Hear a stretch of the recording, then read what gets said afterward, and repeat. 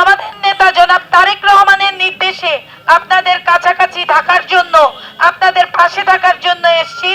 আজকের এই বিমানবন্দর থানার সভাপতি ফারজানা আলী কাকন উপস্থিত আছেন, দক্ষিণখান থানার আহ্বায়ক, অত্যন্ত পরিশ্রমী নেতা, নির্যাতিত নেতা আমাদের হেলাল তালুকদার ভাই উপস্থিত আছেন, মহানগর উত্তরের অত্যন্ত বলিষ্ঠ নেতা, যিনি মাঠ থেকে বিভিন্ন অঙ্গ সংগঠনের নেতৃত্ব দিয়ে আজ বিএনপির নেতৃত্ব দিতে আসছেন, সেই যুগ্ম আহ্বায়ক আফাস উদ্দিন ভাই উপস্থিত আছেন, সাবেক মহানগরের অত্যন্ত প্রভাবশালী সদস্য টিপু ভাই উপস্থিত আছেন, আমার বিএনপির নেতৃবৃন্দ এবং সহযোদ্ধা বোনেরা।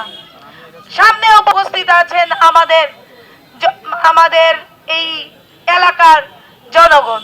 আপনাদের সবাইকে আসলে বক্তৃতা দেওয়ার কিছু নাই। আমরা আমাদের নেতা জনাব তারেক রহমানের নির্দেশে আপনাদের কাছাকাছি থাকার জন্য, আপনাদের পাশে থাকার জন্য এসেছি। তার সাথে আমাদের আহ্বায়ক জনাব আমিনুল হক সাহেব এবং যুগ্ম সদস্য সচিব মোস্তফা জামান ভাইয়ের সার্বিক তত্ত্বাবধানে আমার মহিলা দলও আপনাদের কাছাকাছি আসছে। যে কোনো সমস্যায় বিএনপি জনগণের দল, জনগণের পাশাপাশি থাকবে, এটাই প্রমাণ করে আমাদের মহিলা দলও আপনাদের পাশে আছে। এই কথা বলে আমার নেত্রী বেগম খালেদা জিয়ার সুস্বাস্থ্য কামনা করে আমি শেষ করছি। বাংলাদেশ জিন্দাবাদ। আমরা বিশ্বাস করি যে বর্তমান যে সরকার আছে, সেই সরকার আগামী অতি দ্রুত সময়ের মধ্যে যেই সংস্কারগুলি প্রয়োজন, সেই সংস্কারগুলি দিয়ে একটি অতি দ্রুত সময়ের মধ্যে একটি নির্বাচন দিবেন। আমরা বিশ্বাস করি ইনশাআল্লাহ জনগণ যাকে ভোট দেবে আমরা সেটাই মেনে নেবে।